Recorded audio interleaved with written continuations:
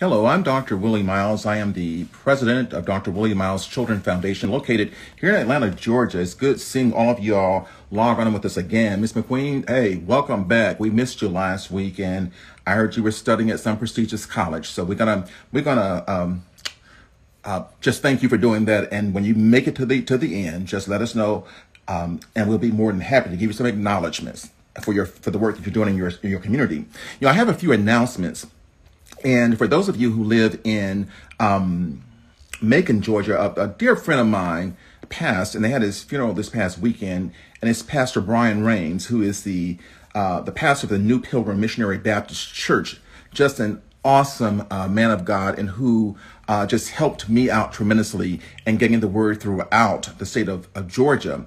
And of course, the word is he died of COVID. And I'm just praying for his wife, and I'm praying for the church that they are able to go on and continue his legacy.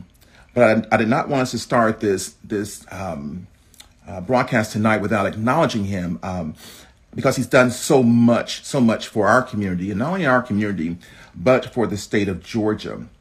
I also want to share that a lot of things are happening with the foundation. You know, we were working so busily, folk. We actually forgot it was our anniversary in January. January 20th was our first year anniversary. Yay, we made it through it, folk, and we're still here. I'm just really pleased with the organization, that we are a community organization, and we're not waiting for government to give us money to do anything. We just felt compelled to get out here and make sure that the community know that we're here for them. And one of my biggest purposes in life is to ensure that people protect children, and that families understand the importance of parenting, and that they get all the information they can to be the best parents they can. But not only that, to bring about an awareness in the state of Georgia of children's issues. You know, not just funding to provide programs, but to educate people on the issues that children have and the issues that parents have raising those children. And lastly, we want to make sure that the foster parents throughout the state of Georgia are receiving training, and it's not so difficult for them to get the training. Now, because we're virtual, we can do training anywhere. So we were in Mississippi, Alabama, North Carolina, DC. So we're all over. For those of you all who want to find out more information about your children and yourselves. So I wanted to get that announcement out also. We're also planning I'm calling it a conference, but really it's a set of workshops for the month of April. And our plan is to have breakout rooms. Of course, we won't use Instagram for that, but you'll be getting more information on that as we go further. As you can see, my co-host is not here yet. She just told me she'll be running a little bit late, but she'll be here shortly. And Jackie has been such an awesome blessing to us in getting these broadcasts out. There are some people who are trying to figure out, how do you manage getting onto Instagram? But if you see me now, you managed it. And they want to know how they can get training hours for listening. Again, it's just, if you will, just email us at wmiles@thechildrensfoundation.net. Let me know the date that you are on the Instagram. I would love to have a screenshot of it so I can have proof of it.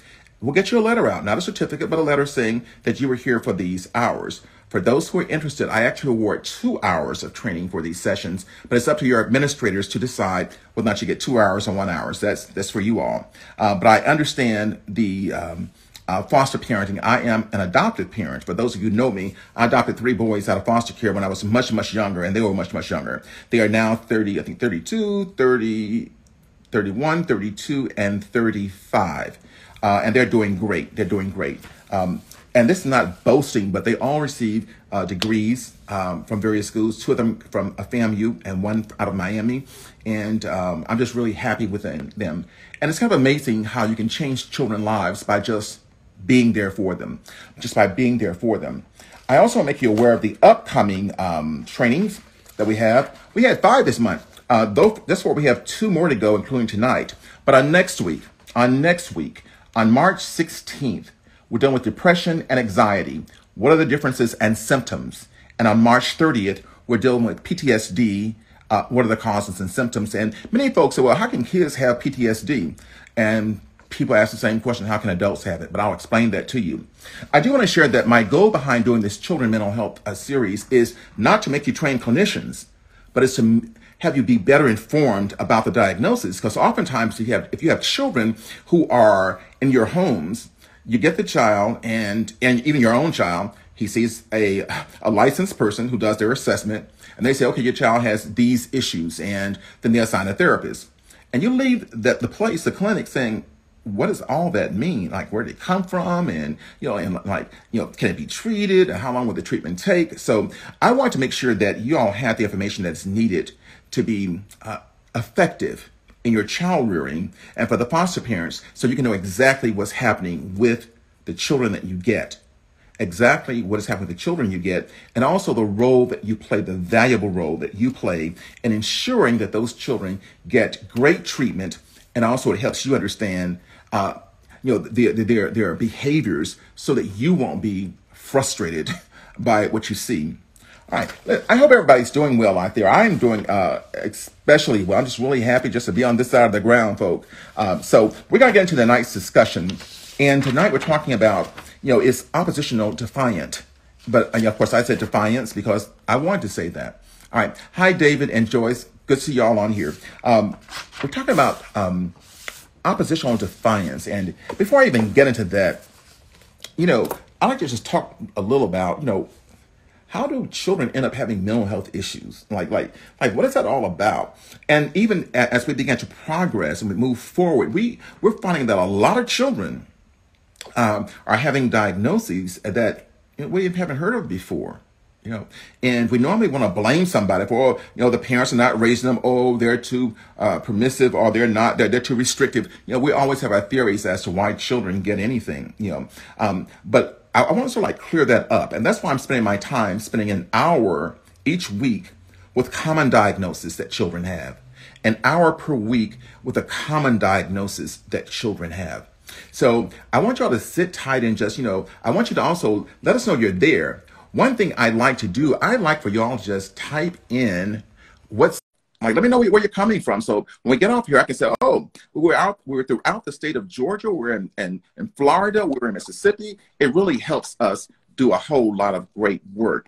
So I want to really make sure that you all are, let us know where you're from. Jackie, you may want to come on later on because you're not coming through clearly. Jackie, you may want to wait until you get your destination because you're not clear at all. You're not clear at all. Okay, thank you. All right. All right, folks. We're going to keep it moving. Okay. Tonight, we're going to deal with oppositional defiance, or being oppositional defiant. And hi, Miss Queen from Smyrna, Georgia. It's kind of interesting when we start looking at the diagnoses. Last week I talked about the common diagnosis with children, and I talked about how the child is diagnosed and the process. What happens first, who sees the child first to get the diagnosis, and what role does the psychiatrist play, and what role does the therapist play, and also what role do you play? But oftentimes if we're foster parents, we get the children and we say, okay, I know the role I play. I'm the parent. But really, it's more than that. You need to understand what you're dealing with. You need to understand what you're dealing with and who you're dealing with so you can be more effective. So I want you to get some comfort in knowing that many of these diagnoses are common with children. Some of the common ones is ODD, oppositional defiant disorder, ADHD. We talked about that last week. And you're going to find that there are many, many more. There are many more. So by the time I finish with this entire series, you guys are going to be comfortable and you're going to feel more competent in what you do. It's very interesting that with ODD, people ask what is that, first of all, and what does it stand for? And of course, the title is there. It's oppositional defiant. And people get to what's the history of this? What's the history of this diagnosis with children? And the history is that it's very, very commonly diagnosed. There are about 3 million children in the United States who have these cases every year. About 3 million children that have the cases, who are diagnosed as ODD. So it's not anything that oh, is he really sick?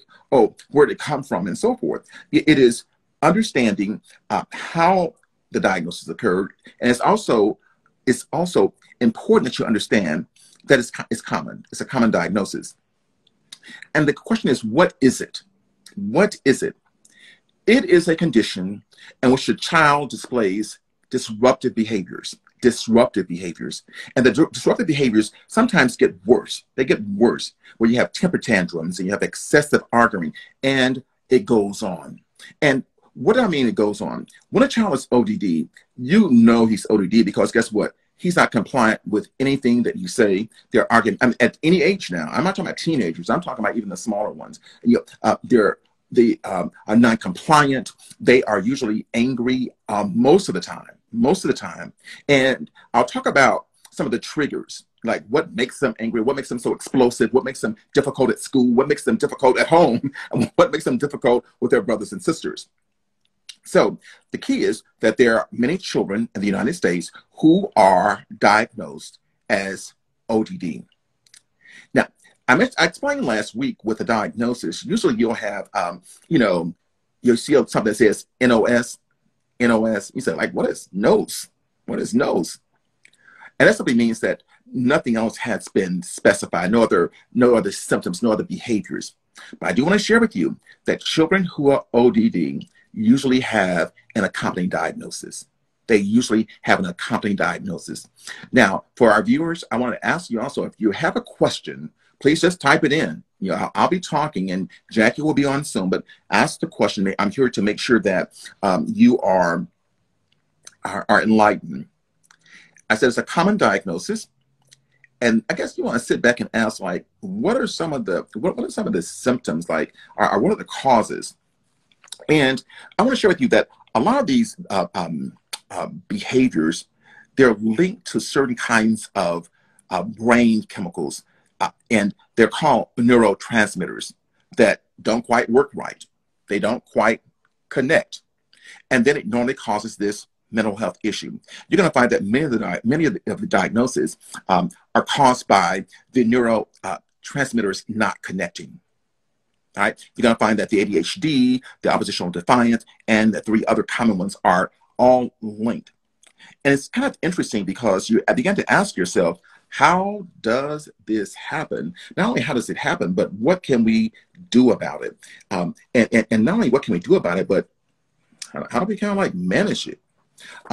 Children who are ODD really can cause havoc in your household, and they can cause havoc primarily at school because they don't get along with anyone. They don't get along with anyone. I mean, you can ask an ODD child to do anything, and it's a major argument. And of course, parents, you know that it gets worse as the child gets older. It's kind of interesting having a ODD teenager who's already going through puberty. So you're going to really get it. And really getting it means simply that you may get some cursing. You may get a lot of loud talking. You're always messing with me. I can't do anything right. And the child is totally explosive. Totally explosive. And I'm sure many of you all relate to that. You've experienced it before with some of your children, and especially some of your children who are in care. And I do want to share that it's important to understand that not only can children have ODD, but so can adults. They're just oppositional. They're explosive. I don't care what you say. If you give them attention, they're explosive. If you don't give them attention, they're explosive. The question is, what can you do about that? And I'll get to that in a few minutes. It is, and for people to tell you that, you can do it. Well, what does that mean? What it means, you can do it. But you haven't gotten any support. You haven't been told anything about this ODD. And you find yourself having if the child's in foster care in your home, it totally disrupts your entire house. Totally disrupts your entire house. Now, I'm not trying to convince you not to get children in foster care. Don't forget, I'm a foster care advocate. And I'm talking about, if I can get everybody to adopt, guess what I would be doing then? I mean, the state of Georgia has about 300 or more kids who parental rights have been terminated, who are ready for adoption. So I'm one of your biggest advocates. Hey, adopt. But the issue is that when you don't have all the information, and many of the caregivers, like many of the doctors that you may have your kids seeing are the LCSWs and or the therapists, they don't educate you on what you're dealing with. They don't educate you on what is happening. Some people say, guess what? They'll grow out of it. You just be patient. Well, I'm not sure anybody has that much patience. But of course, the behaviors are going to vary based upon the child and other person you're dealing with. And also your tolerance level, your tolerance. You know, being working parents and you're trying to make sure the bills are paid and you're trying to make sure the kids have food in the house and things ain't going so well because COVID is happening also, folk, and many people not working. I mean, that adds to a family's frustration. So you get the family's frustration and then get the child's ODD. Both need to take a break. Both need to take a break, but there is help, folks. There is help. But I simply want to make sure that I give you, the full essence of what is happening with our children and looking at their behaviors, looking at the diagnosis and what does it mean. Last week, I shared with our viewers the process for the diagnosis. Usually, your child is going to see a licensed person, like an LCSW, LPC, licensed practical counselor, and a licensed clinical social worker who will actually do the assessment. Who will do the assessment? That is the initial information, like for instance, what's the background of the child, like how long has he been doing this, and so forth. What happens next? The licensed person will then issue a diagnosis. And he or she will also do the treatment plan. The diagnosis and the treatment plan is what directs the therapist on what they should be working on with the child. So those are the roles. The psychiatrist is the treating physician. He's over everybody, or he or she is over everybody. And so their job is to make sure that everything is medically necessary, is to ensure that the child is getting the care and can also possibly agree or disagree with the diagnosis. And the psychiatrist is a person who can write the prescriptions. He or she is a person who can write the prescriptions. So those are your players. So you have the psychiatrist who may see the child, writes prescriptions. You have a licensed person who is responsible for making sure that the diagnosis is there and make sure that presenting information is there. Also, then you have the therapist whose job is to provide counseling services for the child. Those are the players. Those are the players in this process. So parents want to make sure that you got that first, because I think once you begin to understand that, you begin to understand who to ask the questions of. Hey, Jackie, welcome. I'm glad you're in. All right. Hi, thank you. So we're at the point where we're talking about where there is a common diagnosis and what are the causes of oppositional defiance. But parents, I want you to don't give up now. Just hang in there, because help is there for you. I think it's critically important that you understand the process, though. So when there are questions about who do I go to for what, you understand who are you going to go to. Usually, you're going to be dealing with the clinical director at any facility when it comes to those children and getting to see the physician. Okay, so parents, I want you to know also that you do have a right now. If you want to talk to the psychiatrist, you have a right to talk to that person. If you want to talk to the licensed person, you have a right to talk to that person. If you want to talk to the therapist, should be your facilitator. They're your liaison. And so you should be seeing them, you should be talking to them. And parents, you must know what's on the child's treatment plan. How can you ensure that the therapist is providing the service appropriately if you're not aware of what the goals are? Are you with me? All right. So parents, get involved. Foster parents, get involved. Don't just say, oh, the person brings the child and say, okay, he has ODD or he has ADHD. And you say, okay, great. I'll love him to death. I'll just love him. And loving on him will solve the problem. I can tell your parents, the loving on them ain't going to just solve the problems. Okay, Jackie, you want to take over? Well, as I prepared for this, I have to say, I found it very interesting because on the surface, you think of, ODD is just a defiant child, and you don't really realize that it's a condition. So I thought it was very informative that it is a condition, that it does deal with brain chemistry. And I heard you mention that a little bit earlier. Right. But I know for me, it probably would have been good to know early on. You expect certain things when they go into their teen years, but knowing that this is a condition and that there are things that cause it, therefore there are ways to treat it, I found was very, very important. So parents, it's even more important that you all get it. And get it simply means understanding that this whole thing is a process. It's not a terminal illness. It can be treated. but it's going to require you to be totally involved. It's going to require you to be totally involved in it. The question is like, so then what really causes it? You know, we talked about the neurotransmitters, but it has something to do with also the child's overall temperament, the family history, and peers. Okay, these are all behaviors, right? And so the general premise is that all behaviors are learned and that it's a cause and effect, all right? So if a child has ODD and his temperament is anger, well, most of the time he's going to be angry. If the child's temperament nobody likes me, you know, so he'll enter that ODD with the attitude that y'all don't like me no how, so I don't care. You know, I don't want to be here. I don't want to be here. So you'll get those kinds of responses from the child who is ODD, and where his temperament, whether he is volatile, whether or not he is quiet, and whether or not he is willing to be compliant. Usually children who are ODD, there's not a willingness because it's not something they control. Are you with me? Right. So someone asked the question, is medication needed or involved? The answer is yes. And so we'll talk about the medications later on. So Jackie, let's start interviewing me. Let's go to it. Well, one of the things, Dr. Miles, that I think you touched on that's always so important, you know, we talk about deliberate parenting on purpose and deliberate parenting. So it's important when you start recognizing these symptoms or symptoms that, you know, you don't just kind of give a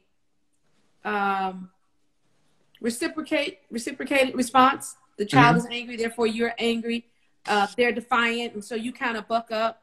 But maybe recognizing that this could be a condition that needs special treatment.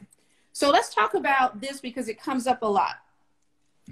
Are these conditions more prone to males than females? If so, why? Well, I can't, I'm gonna give you the why, what the research says, but the answer is yes. And boys are more prone to be diagnosed with ODD, and it's based upon a problem with a gene in the X chromosome. Oh, wow. So boys are more apt to be diagnosed with this. Okay. And since we're talking about the X chromosome, I'm gonna get into testosterone, you know, that, you know, the male hormone. So it usually deals with an effect with the gene, a problem with the gene where boys are more prone to be diagnosed with it. But clearly girls also have the condition, just not as frequently. Most certainly. Okay. What would you say, I heard you speak of some of the symptoms earlier. What would you say would be the first sign or thing that a parent would look at to even start thinking, is this ODD? Well, I don't think there is a first, second, third, but I do think that there are some symptoms. And one that is prevalent is the child is always angry. Okay. The child's always angry, and the child is always oppositional. The child is always against you. If you say this guy is up, he will argue with you and say, you're wrong, it's down. And get angry with you because you said it's up.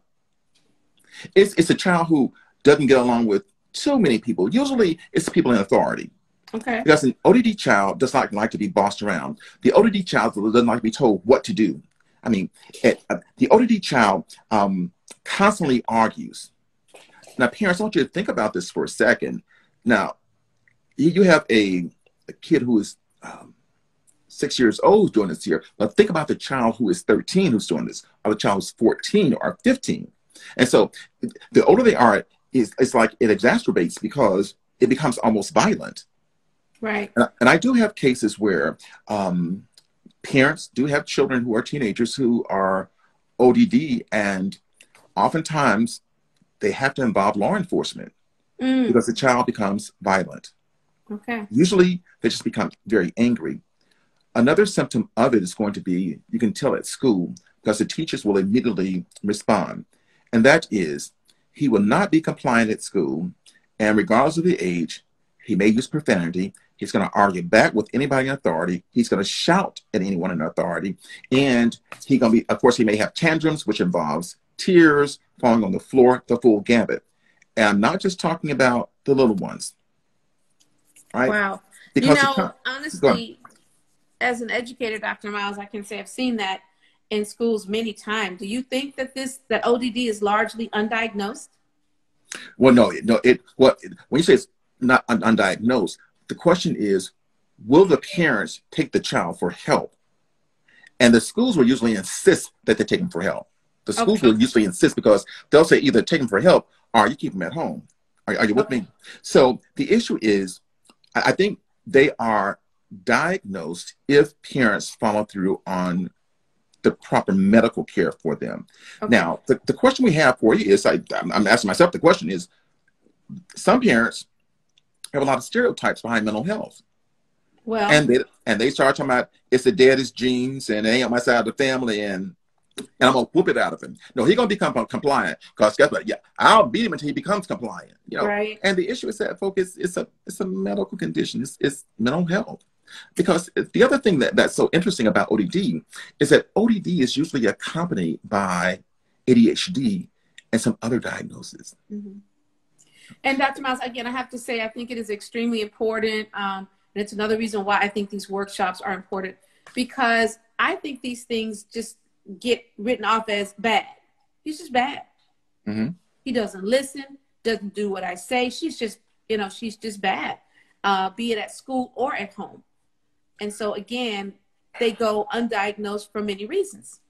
Part of the problem we have too, and it's kind of difficult because when you talk about training teachers on our schools on the symptoms to look for, we're just hoping these teachers and these schools are impartial because because the point is, a child who doesn't sit down doesn't mean he has ODD. A child who has an anger outburst does not mean he has ODD. Are you with me? So we want to make sure that we don't get rid of children just because they don't behave the way I think they should be behaving. Are you with me? I'm definitely with you, but I will say that it'd be interesting to see if the schools are with you, so to speak. And it raises a question, which may be another session. How are teachers trained, and are they dealing with that? But before we talk about how to treat some of it, I want to talk about triggers. Check it. Before I go there, things that parents can do. Can I go there? Before I go there first, I want to finish some of the symptoms up. I'm going to go through that a little bit more. All right. Okay. The kid appears to be annoyed or upset at others, and for no apparent reason. He's annoyed or upset because somebody looked at him or her. Or somebody looked like they were talking about him. Are you with me? So these, and the swearing and obscene language is part of this. Mm-hmm. So just think about this now. Usually children are diagnosed with ODD, but usually they have an accompanying diagnosis. And the accompanying diagnosis, of course, people ask the question, are they the same? Like, is ADHD and oppositional defiant and conflict the same? The answer is no. Usually one leads to the next. And so usually if you're going to have ODD, which is oppositional, you're going to have a lot of anger. Right. So you can't be focused if you're angry. Right. Right? Right. So that he's going to have an ADHD, or he's going to have an issue of conflict. Okay. All right. Yeah. All right. Okay. About the triggers. Additional symptoms? Yeah, I'm done with that one. Okay. All right. Then we were talking about triggers. Yeah.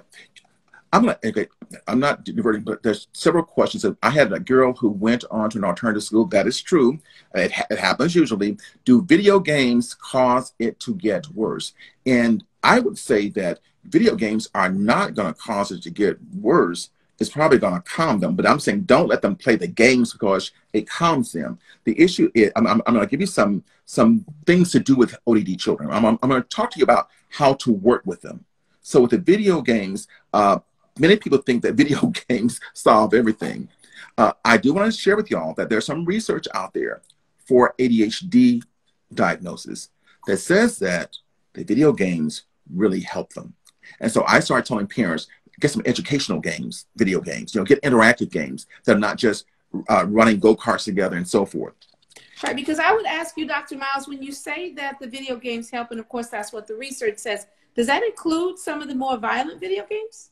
Well, it doesn't matter. The whole point, it helps them focus. Now, as far as the game itself, you have to decide whether or not you want to use those rated games. But the point of it being interactive, which gets their attention, and they have to actually look around corners and they have to focus. And but use their hands and, right. But the downside to that, and I'm not sure they still do this, but those games were posting a warning to parents that says excessive viewing of this can cause seizures in the child. Wow. So we have some kids who are doing these video games 5 hours a day. And again, it ain't the child's fault because they have parents. Are you with me? So, all right. Okay. Where are we now? Tell me. One triggers? We were talking about, the kind of things that might trigger it. Again, trying to give parents some idea. You know what's interesting, Jackie? It is anything can trigger it. It could be verbal. I'll just say the parents telling the child what to do. It could be a person of authority looking at him or her and what he thinks is the wrong way. Well, I tell you what, that one took me by surprise. Yep. Facial expression. You would normally think it would be something done to or said to. No. But when a facial expression can trigger, this oppositional defiant disorder, wow, that's a really thin line. We know. Let me be clear now. It doesn't trigger the diagnosis because we already said that it's caused by neurotransmitters. But what can exacerbate it? What causes it to get worse? Right. It's going to be that. But when you ask the question, what triggers? And I kind of like say, well, don't take much. I mean, because it's a child's perception of what he sees. We talk about facial expressions. I could be smiling at him. He said, "Why are you smiling at me? You think I'm crazy or something?" That's where it goes. Right. And so it's kind of interesting that if you say something to them, you cause it. If you don't say something to them, it can cause it. If you look at them wrong, it causes them. If you walk away from them while they're talking, that's a trigger. If things are moving around them, like if we're talking and people are walking back and forth, that can trigger it. Praising him at the wrong time. For instance, you say, guess what? You did a good job. What you mean by that? Right. So basically what you're saying is you have a child that is already in a particular state, already operating within this, diagnosed behavior. So as your point, doesn't take much and anything can cause that to express itself in various and aggressive ways. So the parent says, well, me breathing can cause it. What do I do? And the answer is there's very little you can do except make sure make sure your environment is safe. The medication has to work. Right. There are extremes on all of this. Treatment.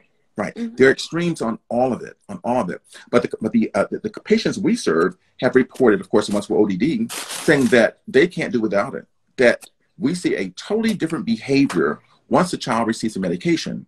So I do want to talk just briefly about the attitude of children taking drugs and the attitude that I don't believe in medicating children. Well, it's kind of interesting. That's almost the same as saying, I don't believe in getting kids healed. Because that is interesting. It's just like you have high blood pressure. Well, you don't believe in medication for your high blood pressure. That means you have to do some things, other things, like the eating and the exercise and all of that to lower it. Right. With children, think about this, folks. Now, don't forget, we're really the ones in control. So whatever happens, we're kind of like, ready? I'm not blaming you now. Responsible. We're kind of responsible for it. So, yes. And that's why Jackie and I decided to do these series of mental health workshops so that you can become aware of. And so you're not in the dark. And so the foster parents who have children who have diagnosis, don't just say, okay, he has his diagnosis, he'll be all right. I've raised 25 of them. No, not quite. Right. Not quite. And Dr. Mouse, we haven't added it yet, which we probably will a little bit later. But imagine that for parents, these things can also be a little bit more heightened because of COVID. Children are home more. They're, so they're kind of closed in. Is anyone Is anyone having a problem with the screen freezing? There's very little I can do about it on my end. So we should be, Okay. I think everybody's else is okay. Okay. So Miss McNeil, keep trying. Okay. Yeah. So all of those things, you know, come into play. Again, what's really important is for families to know about it. So let's talk a little bit about, we've talked about the triggers. You mentioned medications. Are there particular medications for ODD? There are several that are commonly used, and it's Abilify and Risperdal. Now, what's interesting with the Abilify, folk, and I've experienced this with my clients, and it affects children differently. If your child is having severe weight gain with Abilify, you need to request another medication, because the child should not be gaining excessive weight. And I have several clients who have gained, and it happens very quickly, excessive weight. The doctor has to know that. And so parents, it's going to be really important that you have a great dialogue with your treating physician, you know, the therapist and the LCSW. You got to be able to talk to those folks, because you're with your child 24/7 and we're not. So if you're, well, we sometimes see them once a week or once every 2 weeks, but the therapist should be saying, looks like little Johnny's gaining a lot of weight. I asked the parents, is this unusual? I mean, does he have a history of gaining all this weight? Parent says, no, he just started gaining weight since he took the medication. We should make sure the doctor's aware of that. And then there are other medications that the doctor can give the child. Abilify is the best, though. But the issue is that the child gains excessive weight. When children gain excessive weight, it's going to impact self-esteem. They're not going to want to go anywhere, do anything, because their friends think they're large. And so I just want to empower the parents to take charge of their children's medical care. And I want to also empower the foster parents to take charge of this, to take charge of it. When kids are receiving medications, when anybody receives medications, we ought to be observing them. You know what I'm saying? We should be looking at, are they, is medication working? And am I seeing any changes? And report the changes, both positive and negative changes. But there are two medications that are used, and it's Abilify and Risperdal. Okay. One of the other things that kind of comes to mind here is whether or not this only occurs in children. You know, we often talk about that. Yeah. What's very interesting, it doesn't only occur in children, it occurs in teens and adults. And I'm going to take this opportunity to do a little segue. Okay. I have this belief that with many of our children's mental health issues, that they're not involving the neurotransmitters. The parents can't control that. But a lot of the behavior is exacerbated by the family. Environmental. For instance, parents who leave their kids all the time. That makes these diagnoses worse. For families who don't respond to their children's needs, it makes it worse. For parents where houses where people are arguing all the time, it makes this worse. So the people say, oh, they don't come from good families. Well, it's not that they don't come from good families. The point is that they have something medically wrong, first of all. And then two, the environment stimulates that negativity. Wow. Wow. That's a lot. It really is, but it's important for families to at least have some idea, because right. I would think, and you did mention it earlier, that ODD is very common. So one of the other things, you know, when you start talking about environmental, is this a result of trauma? You know, I'm sure some parents want to know, is this happening because is it a response to a traumatic situation? And there's a question here that says, can sensory processing disorder trigger ODD? Can sensory? And I think what you're talking about, again, is, the touching, the feeling, the seeing, and all of that, right?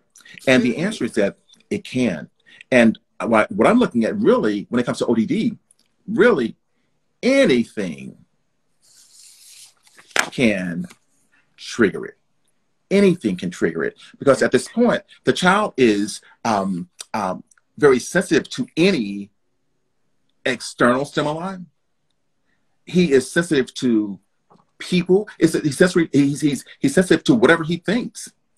And just most of the time, it is his perception of people not respecting him, or he's not receptive. He's not receptive to get directions. He's not receptive to a conversation and discussion. Okay. Now, I don't want to paint the picture that the child is just erratic all the time. Okay. Just most of the time. Okay. And it occurs when directions are given. And it's usually from authority figures. Okay. So that is kind of in and of itself a trigger, the whole authority figure and having to take directions. Right. So that's a good indicator, if you will, for parents. So next thing that comes to mind is permanent. Is it lifelong? Does it have a time span? Is it one of those things, that teenagers, quote unquote, grow out of? But what's very interesting is that, it's, and this is why I'm really trying to change the conversation about children's mental health and just mental health, period. Normally, when we see a child diagnosed, there's an assumption that the child has to be this way for the rest of his life. Mm. In some cases, yes, but the environment plays a part in that. Mm-hmm. The answer is the children can be treated, and in some cases with ODD, they're showing that after 3 years of medication and treatment with therapy, it goes away. Wow. Now, we talked about this last week, that when many children are given medication, people naturally assume that the medication is supposed to do everything. But the medication doesn't do everything. The medication gets the child mood stabilized so that we're able to work with them as therapists. And so, and as parents, right? Exactly. So with the therapy, which is cognitive behavioral therapy or reality therapy, with those children, along with medication, we should see some tremendous increases in the child being able to at least manage some of those feelings. Okay. And I do see, in our notes, it says that actually more than 65% of children with ODD can see symptoms in 3 years. So that's good news for parents to know that it's not something that's going to last. This is another one. You touched on it lightly.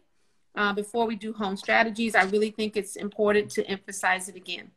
Mm-hmm. We have people who are afraid of mental issues, mental diagnosis. There's stigma around it. There's fear of parents to get a diagnosis. Oh, my child is, right? And so they avoid it. Tell us your thought on family therapy and its importance when dealing with ODD. All right. So, folks, you can type that in as we continue to. Is that for me or for the audience? That was for you. All right. Okay. You got to give it to me again because you gave me a lot there. Give it to me again. Just to talk about how the stigma around therapy and family therapy can affect this diagnosis and, perhaps keep some children from being diagnosed. Folks, I was trying to make a connection between children and becoming an adult. Usually, if you have a diagnosis as an adult, you probably had it when you were a child and didn't go treat it. So when you have an adult who has adult ADHD, usually he probably had it when he was a child. And one of the questions, don't let me forget to answer you, but one of the questions is, do traumas always cause this? And the answer is no. Right. No. But it's the neurotransmitters that cause it. And then the environment plays a critical role in it. When you talk about the stigma behind mental health, and especially culturally, we ain't crazy. Let's go to the church. Let's have the pastor pray for us. That's all good. But at the end of the day, guess what? Holy water. You still got it. You still have the mental health issue. And let's talk about mental health. And let's just talk about what that sounds like.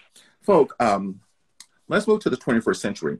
All of us have issues, but all of us have not been diagnosed. That's the issue. Right. We really need to get to the point where mental health is viewed in the same way as physical health. Right. It's all part of the same, operating system, if you will. But the stigma around it, I think, is still very prevalent, especially in some communities. Right. Well, I want to share again that my name is Dr. Willie Miles. I'm the president of Dr. Willie Miles Children Foundation. We always said in the beginning, but people come on the foundation here, located here in Atlanta, Georgia. And I do want to share that been around for a little while. I've been in mental health for the last 30 years, not receiving services, but actually operating clinics throughout the state of Florida and working here in Atlanta and North Carolina. And my specialty, I like to say, is really with adolescents, it's with trauma, and it's with the LGBTQI community, and with those children, the youth, and their parents. All right. So when I think this someone is asking me, how is it diagnosed exactly? I'm not sure of your question. So we're going to keep going forward until she tells me what she is trying to get me to, what she wants to respond to. How's it diagnosed exactly? She may be asking, what is the therapist looking for in order to say, okay, this is ODD? Okay, I'm not. What I've given is all the symptoms already. Those are the symptoms. There's nothing more. I mean, that the symptoms are that the child is argumentative, and usually it's through a like a series. No, it's through the assessment itself, and the parents have to also give information. Like, oh, guess what? He can't sit. He's always arguing. He always has tantrums, and so forth. Are you with me? Mm-hmm. So those are going to be the parent. The licensed person is going to say, guess what? Is he able to focus? How long has he had it? Is there any history of it, and so forth? Will that typically happen over multiple visits, or no, is that something they would diagnose in one visit? No, it's one visit, and the role is that the therapist should be giving feedback. And oftentimes, I'm not sure that occurs. It should occur, because the ones who do the assessment are only with that child for 2 hours, right, or maybe less. Right. The psychiatrist and the therapist is the one seeing them on a regular basis. Exactly. Right. And so the feedback should be from the therapist as to what they're seeing on the weekly basis. Okay. What's a good question, because we're hearing it, but like I was asking, are they going to observe this child over a long period of time before they make that diagnosis? And you've answered that. So in one session, a licensed professional will go through a series of questions and observations and interviewing, and at the end of that session be able to determine that this could be ODD, that the person could have ODD. Exactly. Okay. So that's where we are. I think the question was about whether or not, if the child only acts this way at home and doesn't act this way anywhere else, could it be ODD? It's really according to the assessor. I mean, the point is that usually the child acts this way anywhere he goes, be it at school and at home. Right. And so I think what this person's alluding to is that there may be some environmental factors that is causing this child to behave this way. Now, let's think about the real cause of it is the issue with the neurotransmitters. Right. So the whole point is that if that is the cause of it and the environment exacerbates it, so we have to look at home. Because the neurotransmitters don't change with the environment. What happens at home, what's happening at home, what's happening at school. But usually, if it usually doesn't occur where he or she is wonderful at school and hell at home. Are you with me? Right. So that's something I think has to be looked at. And for a licensed person, they would probably say, guess what? Let's take a look at some other diagnoses. Let's look at what's really happening in the environment. What's happening at home? What makes them so erratic and so disrespectful? Is it because the parents don't have the proper skills? And at school, if he's totally compliant, that would give me some issues. I'm not sure I diagnose as ODD, and it could be situational. So let me ask you a question, because we're talking about home versus school. If a child is diagnosed with ODD, are there special accommodations within the school? Is that recognized and then addressed? Well, when the child has any issues, any diagnosis, it should be discussed with school personnel. I'm not talking about with teachers. I'm talking about with the social workers, because of course we have to decide whether or not the kid needs an IEP. We have to decide whether or not our special accommodations needed, are the 504 plan. And I spent a lot of time with the schools on working with these children on their IEPs. So again, they do try to make special accommodations through that process.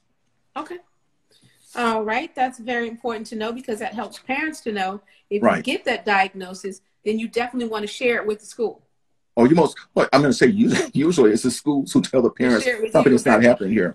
But the parents, the ones who have several children and sometimes just one, they know that something is not quite right. They begin to realize that something about my child, he's always angry, he's always arguing, he's not happy, he argues with me and he curses at me. So that's not, so we want to get that checked out. Right? Yeah, and honestly, just having the conversation, Dr. Miles. So that parent that you're describing is one who is paying attention and looking for solutions. As an educator, we've seen a lot of parents who really aren't paying attention. And I can say I've honestly seen parents who are more afraid of having a child with a quote unquote label than they are with dealing with the behavior. Well, again, I hear you. And I think many parents just don't know. And I think oftentimes they are afraid. And then on other occasions, they don't know where to go for help. Right.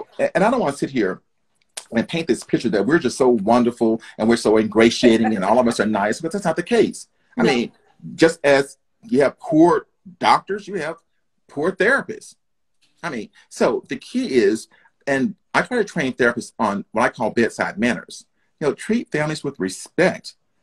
Treat them with a care. Treat them the same way you want somebody to treat you if you had a child like that. Mm-hmm. Absolutely. Yeah. And again, connecting the mental with the physical. Mm-hmm. When you have a physical ailment and you're at a hospital, you don't expect to be mistreated. Yeah. By the professionals. And the same is true with mental conditions. But it occurs, and the point is, I want to empower parents to take actions in their own hands, ask questions, and if you feel like if you're being spoken to rudely or as if you're being talked down to, tell that person that, because you're entrusting this person with your child, and if you don't feel comfortable with them, why would I put my child in somebody in that situation? Any advice for parents, and I know we're about to start running time, any advice for parents who are co-parenting? They're not living in the same household and may or may not be dealing with custody issues, but any advice in terms of how that affects the diagnosis and the management? That could be part of the problem. I mean, I'm sure it exacerbates it because the kid is torn between two parents. The point is that everybody who has to spend some time with this child needs to be aware of that diagnosis. So what you don't want is one person treating him this way, another person treating him this way. There needs to be consistency in rules. There needs to be consistency in his life. Okay.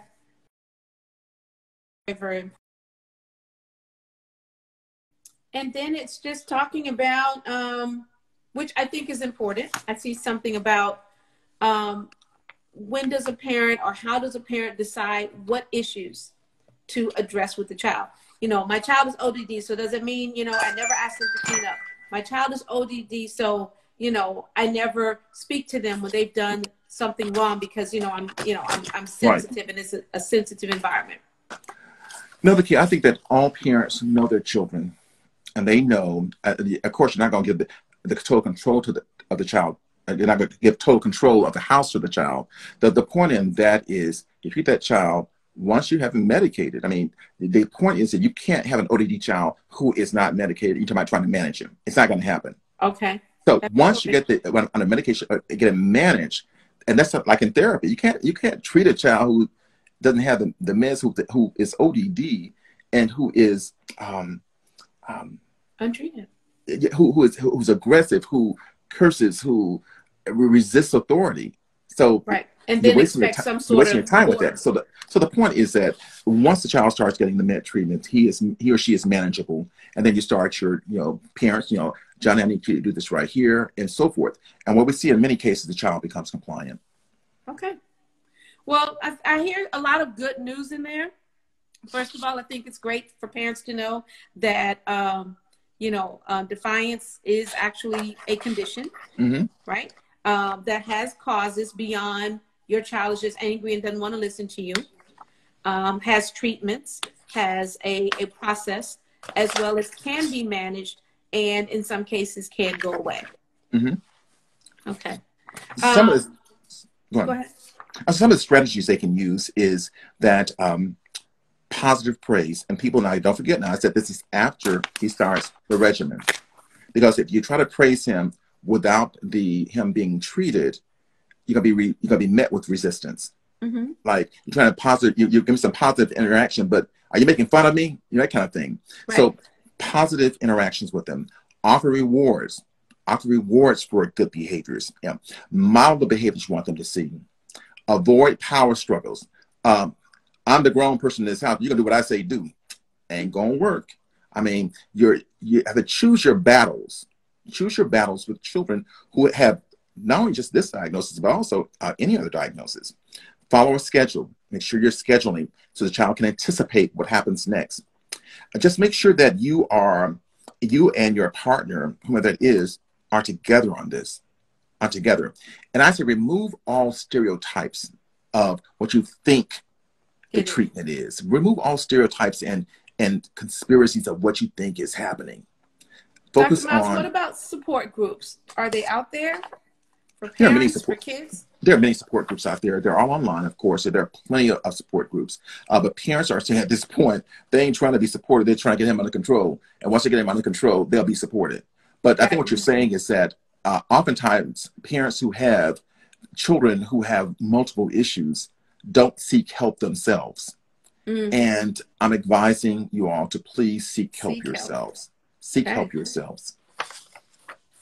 I made that note. I think that's an excellent note. If we have to close. Yeah. So, folks, I hope that our goal is to give you like the mental health for children 101. Again, we're not trying to make you become practitioners. That is not what we're doing. Our goal is to give you some general information so you can understand what you're dealing with and how to manage your house and how to manage the child so everybody is productive. Because I think many of us know how difficult it is to have one child in the house. Some of you got 2 children who have diagnoses. It's just very difficult. It's difficult to do that, and it's difficult to maintain your life with your other children. So and I just say, always, encouraging you to parent on purpose. Yeah. Be intentional, be deliberate. Yeah. And you're not alone. Again, folks, we're going to see y'all next week. It's been absolutely wonderful. Again, I wanted you to share this with your friends and have them come on with us next week. I want to thank you all for really having the interest in children's mental health. We have some exciting things that are going to be happening for our next series, which starts out in April. But as we are tonight, we'll see you next week.